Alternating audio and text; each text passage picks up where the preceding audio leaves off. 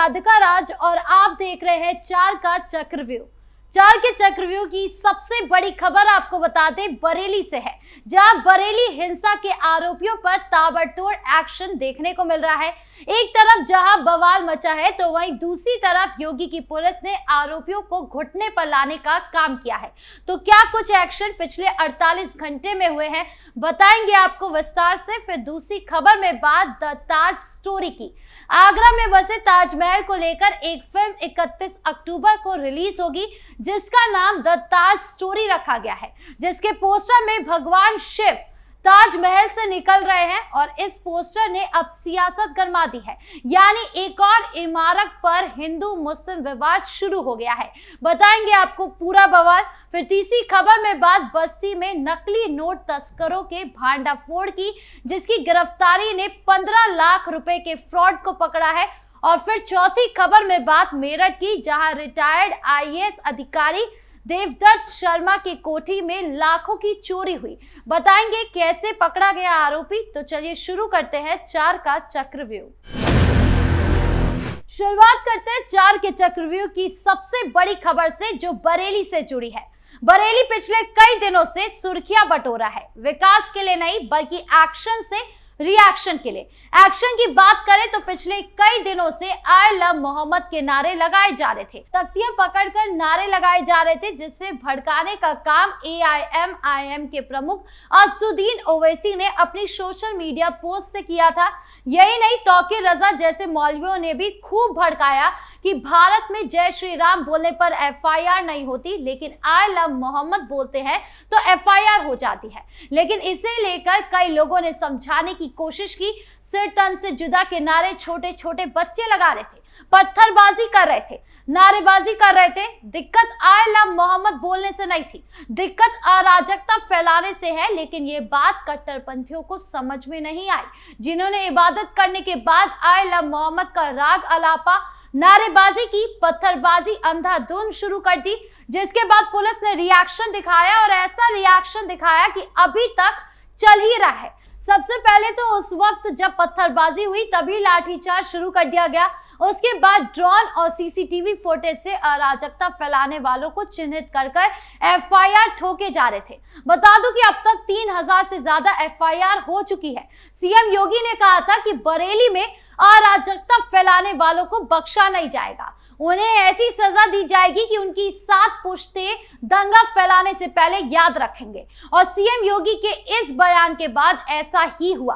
55 से ज्यादा अपराधियों को जेल तो भेजा ही गया, साथ ही उनसे हाथ जोड़कर ये बुलवाया गया कि भविष्य में पुलिस पर पथराव और बवाल जैसी कोई गलती नहीं करेंगे।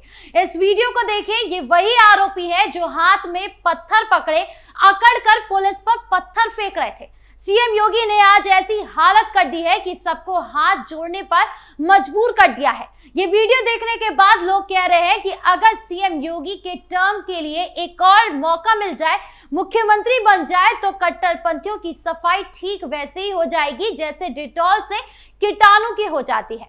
हालांकि जैसे सीएम योगी लगातार यूपी को हैंडल कर रहे हैं, चाहे वो हिंसा की बात हो या विकास की, कयास है कि आगामी चुनाव में भी बाजी सीएम योगी ही मार सकते हैं।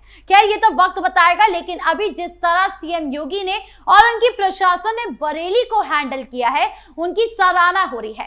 खैर अब इस मामले में आगे क्या कुछ होता है और कितने एक्शन देखने को मिलते हैं, ये देखने वाली बात होगी। बढ़ते अगली खबर की ओर, जो द ताज स्टोरी से जुड़ी है।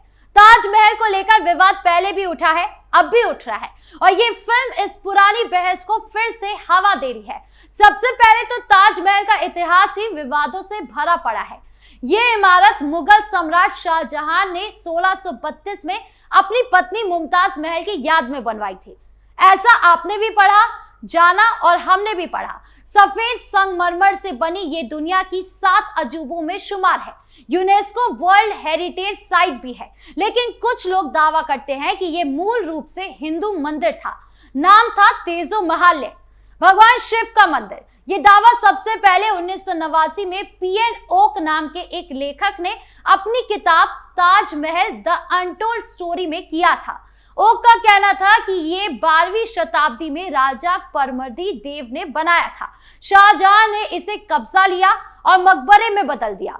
ओक ने कई प्रूफ दिए, जैसे ताजमहल का नाम संस्कृत से आया है, तेजोमाल्य यानी शिव का तेजस्वी महल, इमारत की वास्तुकला हिंदू स्टाइल की है, दीवारों पर संस्कृत शिलालेख है, यहाँ तक कि बंद कमरों में शिवलिंग और हिंदू मूर्तियां भी छिपी है। लेकिन ये दावे इतिहासकारों और आर्कियोलॉजिकल सर्वे ऑफ इंडिया यानी ASI ने खारिज कर दिया।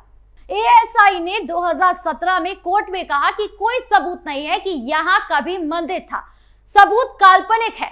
सुप्रीम कोर्ट ने 2000 में ओक की याचिका खारिज कर दी, कहा कि ये उनकी जिद है। फिर भी ये थ्योरी हिंदू संगठनों में लोकप्रिय हो गई।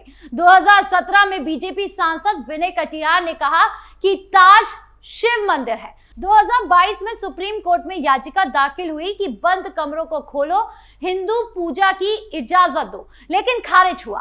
फिर 2024 में अखिल भारतीय हिंदू महासभा ने गंगा जल चढ़ाने की कोशिश की, तो उसमें भी 2 लोग गिरफ्तार हुए, यानी विवाद कभी थमा ही नहीं। और अब आ रही है फिल्म द ताज स्टोरी, 31 अक्टूबर को रिलीज होगी।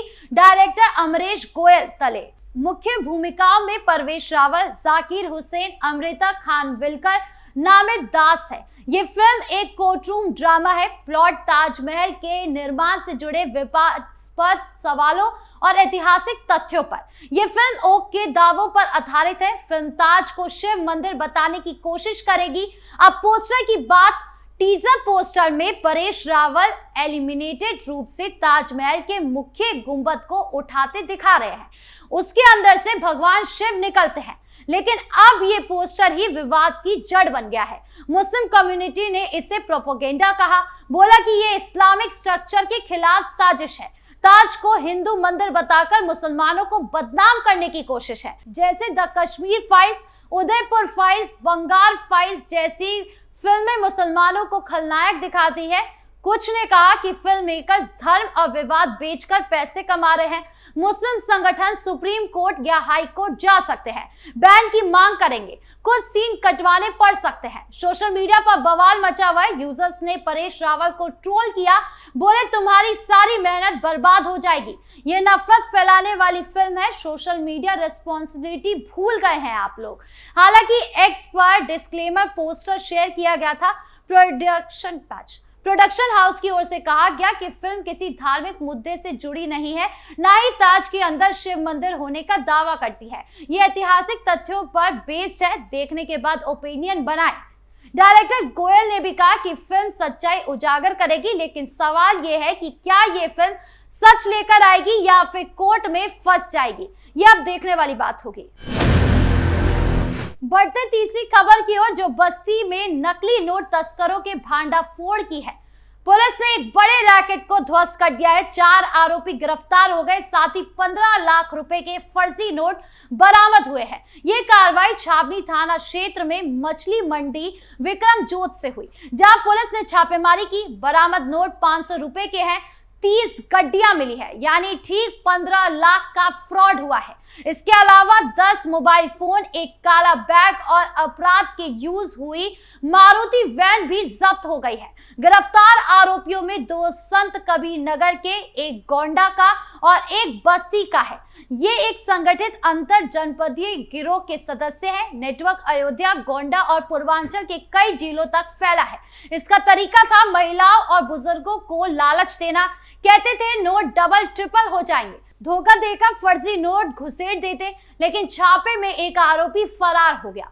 पुलिस टीमें उसकी तलाश में छापेमारी कर रही थी। अपर पुलिस अधीक्षक श्यामकांत ने प्रेस कॉन्फ्रेंस में बताया कि थाना छावनी के एसओ जनार्दन प्रसाद और सर्विलांस टीम ने ये काम किया। बस्ती के एसपी ने टीम को 25,000 रुपए का इनाम घोषित किया।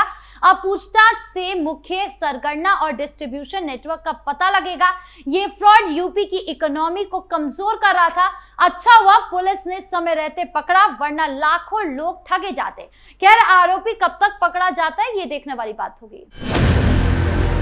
और अंत में चौथी खबर मेरठ की है, जहां रिटायर्ड आईएएस अधिकारी देवदत्त शर्मा की कोठी से लाखों की चोरी हो गई। जगह नोएडा का सेक्टर 39 है, जहां चोरी रविवार रात हुई, जब शर्मा और उनकी पत्नी लखनऊ गए थे। घर खाली था, चोर घर का नौकर प्रकाश बहादुर, नेपाली युवक जो 2 महीने से काम कर रहा था, उसके साथियों के साथ आया, मारुति कार से पहुंचे, लॉकर और अलमारी तोड़े, जेवर, नकदी और कीमती सामान लूट लिया, जिससे लाखों का नुकसान हुआ। हालांकि पूरा कांड सीसीटीवी में कैद हो गया। चोर जाते हुए देखे गए। फुटेज में प्रकाश बहादुर की पहचान हुई, जो अपने साथी के साथ अभी फिलहाल फरार है, जिसके बाद पुलिस ने रेलवे स्टेशन, एयरपोर्ट पर अलर्ट जारी कर दिया है। अब इस मामले में आगे क्या कुछ होता है, कब तक गिरफ्तारी होती है, ये देखने वाली बात होगी। बहरहाल 4 के चक्रव्यूह में इतना ही। धन्यवाद।